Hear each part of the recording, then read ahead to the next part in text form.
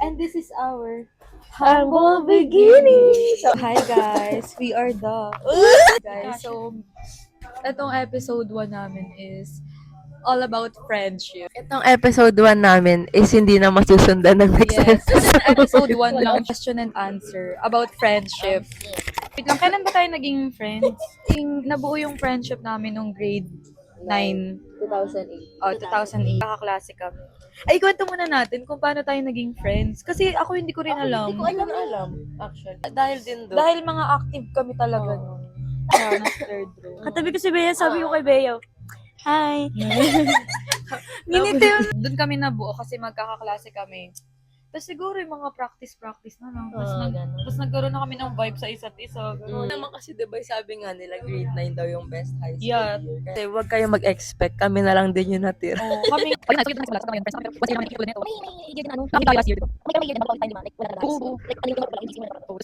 So ano kala ko question and answer pero reminiscing na Ano, pala. reminiscing. Connected kasi sa question ko yon. Nga parang ang dami na nating moments together. Ano na-feel nyo na hanggang ngayon parang andito pa ito.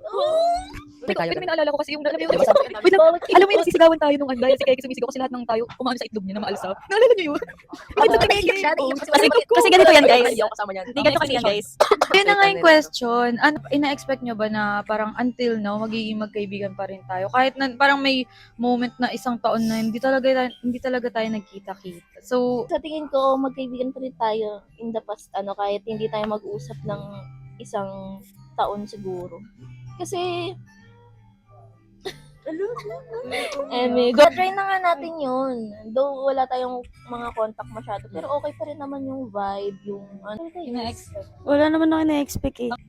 Ang dami So, ng bakla eh. Hindi ba natapos? Gusto mo yung kinuha mo? Ginano niya. Ikaw, babe. In-expect ko talaga.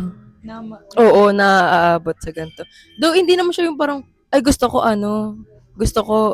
like sa future sila pa rin. Parang like, gusto ko silang maging kaibigan pa sa future, ganun.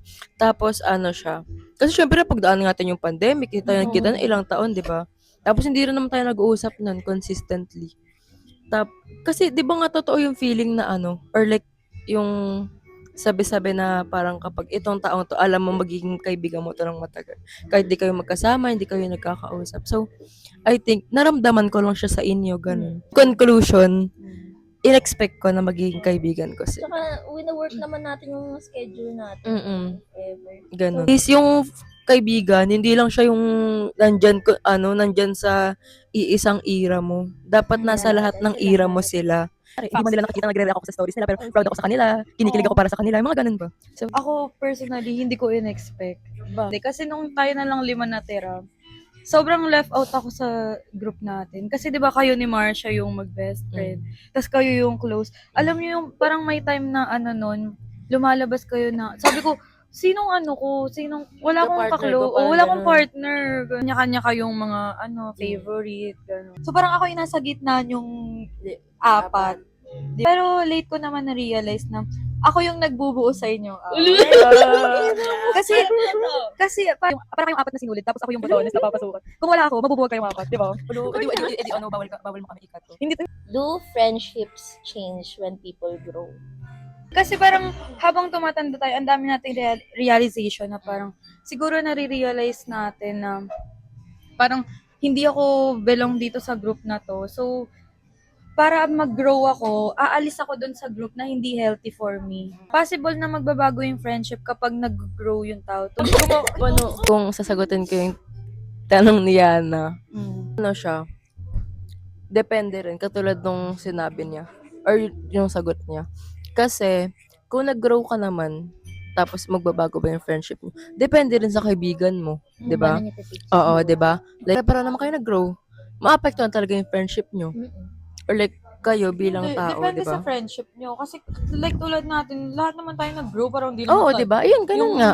Naman tayo, hindi naman tayo ganito nung 2019. Di ba? Ganun nga. Nag-grow Kaya tayo nga. lahat, pero nandito So like, pa rin. oo. So like, depende rin sa Yung kaibigan hindi mo. lang nakakasama, Kung gano'n, paano niya bago iti-take yung growth na yun. Oo. Tama rin naman. Di ba? Kasi yung iba, once na nag-grow sila. Ang dami nilang realization. Oo. Tapos maraming nagtawag doon, nagpa-friendship over, di ba? So, I think, maswerte na lang tayo kasi parang bawat Kahit na growth or realization na nangyayari sa atin, parang nakakasabay yung isa't isa. Ako tsaka feeling ko depende sa level of friendship. Kasi kung parang mababaw lang yung friendship, madali lang siyang i-ano kapag nag-grow ka na. Mm-mm. Ay, hindi ko na-deserve to. Oo. Ano yun. What's the difference between friends and real friends? Siguro yung real friends, ganito. Yung nakikita nyo. Tapos yung friends, ano lang siya, seasonal. Yeah. So like yung mga dumadaan lang sa life mo. Kunyari, katulad ko ngayon, though hindi ko naman kino-close yung doors, yung mga co-intern ko na nagiging friend ko, kapag natapos yung internship namin, possible na mag-part ways na kami completely or like magtuloy yung friendship namin, ganun. So I think ganun yung friends. Like, seasonal. Kunyari, kumbaga, parang nakakasama mo sila hindi by choice. Kapag real friends, yun yung pinipili mong makasama. Na din yung sagot ko. Ako din.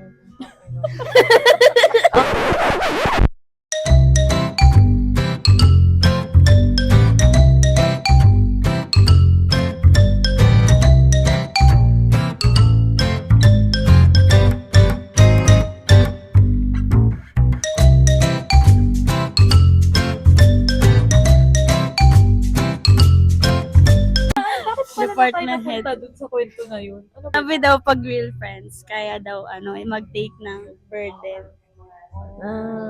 Uy, ang lalim nun. Kasi kung friend kita, hindi kita i-tolerate. What's something you want to accomplish this year? Ako ito mga gusto ko mag-boom yung mga videos ko. Yung mga ganito ko yung podcast natin, yung mga mini vlog ko. Na kung sagot na to na, pasalanan sabi ko lang mga babsa para next year. Ay, this year, sana makapag-internship na ako. Yun lang to. Tsaka sana this year, complete ko tayo, wala malaki. Gusto ko lang. Medyo maging financially stable. Sabi ako. Oo, isagad mo lang naririnig ka ng universe. Yung maging lahat na huwag na wait. Tapos gusto ko, Parang inangkin mo na yung ano. Akin na 2026. Sige, sa'yo natin, 1987 yung akin. Basta yung July 15 na akin. Kasi birthday ko yun. gusto ko. Kailangan ko sa parang mag-BA, ganun. BA, part-time, pero ano lang, very comfortable. Tapos ano gusto ko? Mag-usap lang sa school. Tapos magkaroon ng maraming plans. Less crying. Parang sana ngayon 2026, medyo gumaan na lahat. Less Yung crying. mga personal battles, nating lahat. Siyempre, successful fashion show. Tapos, sana, ang name this year, maging vocal. Ako sorry, sabi ko marami talaga to. Marami talaga kasi parang feel ko naman, never naman siguro kayo talaga. Kasi syempre, ako yung ko gumabit na. Gagabit na this year, kita pa lang. Yes. Syempre, buko yung mga internship ko ng tao, so ito sana matapos agad. Since kailangan din namin makapag isa, kakasap namin. So yun. Pangatlo, siguro sana makuha ko ng work. Sana makuha ko ng work. Syempre, ako. Hindi ko lang starting. Basta work ako. Syempre, ako lang siguro. And then, siguro hindi ako titingin sa business na ba? Siguro mas maging private pa. Syempre, ko pa lang diba? Kasi yung tapos, yung kami, nabigyan ako, diba? Kasi nag-try naman ako. So, ayun, serious naman. Naman yung siya. Tapos, siguro ayun yung toxic. Like, yun yung toxic. Kung ayun sa akin, wala ko pakit. Pag-isip na sa wala ko pakit. Ganun, siguro pero shit talaga yung mindset ko yun. Diba? So, mga shows. Actually, siguro sa pagkakain, sa kung diba? Diba? Actually, siguro sa kung tapos, gusto ko makapag ng business. Kung pala, diba? Sana mayroon tayo. Sana. Depende. Depende kasi possible na magkakaantis para sa amin. Then, ayun, sa last siguro na relationship. Sa friends, sa family, sa family ko, sa strangers. Ayun, siguro sa world peace. Sana at peace tayong lahat. Kasi alam nyo ba, pinagpipray ko kaya kayo. Tsaka, oo, talaga yung friends ko, family ko. Hindi talaga nawawala. Na like, good health, both physically, tsaka mentally, and tsaka sa heart. Sana at peace tayong lahat. Diba? Yun, tsaka genuine happiness, yun lang talaga. Parang vision board na natin lahat yung vision board ni Bill. Ito na And this is our humble beginning. So, ang natin, experience natin ngayon dito. Okay naman ng vibe, guys. Ang cozy, Tahimik. ang Yeah. hindi nga tayo sinisip. Yung food, masarap yung Yes, drinks. ang sarap ng potato nuggets. And yung matcha, tingnan nyo, naubos ko. Matcha hater na ako ngayon pero naubos ko yun. Okay siya, guys. Okay siya. Tsaka yung mga stuff. Yeah. Nakasmell si kuya kahit hindi ko Kaya makakita nga yung menu. Tsaka ang ganda ng service nila, sobrang bilis. 10 out of 10 siya sa akin. Malawak pa, guys. Ang ganda. May friendship. Ang ganda ng topic natin kanina. For real. Pero feel ko nga kulang pa eh. No. Kulang pa yung mga question na Oo. deep talaga yung may iiyak. Yeah. Pero naiyak ako dun sa sabi mo pinagpipray mo kami. Yun yung Sobrang pinagpipray ko na magkaroon ng world peace. As of now, parang sobrang labo. Pero still hoping, di ba? Magkaroon ng bright mind lahat. Lalo yung mga namumuno. Desisyon sila ng tama. Totoo. At saka yung mga tao din na matuto na rin. Actually, kahit normal Oo, citizen, Mm-mm. di ba? Kaya, kulong na yan. Mga kurakot. And this is our humble beginnings. Bye!